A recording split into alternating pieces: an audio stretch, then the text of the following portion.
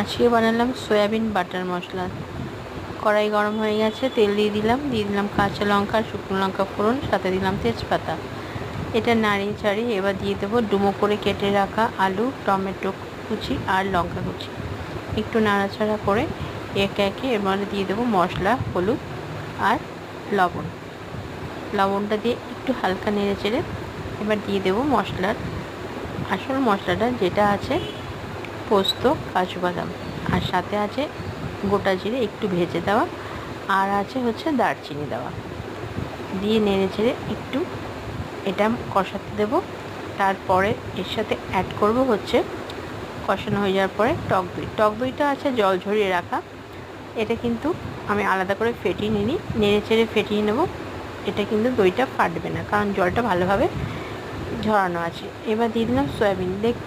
তেল ছেড়ে গেছে, আর আমার কিন্তু টক দইটা একদমই ফাটেনি কষানোর সময়।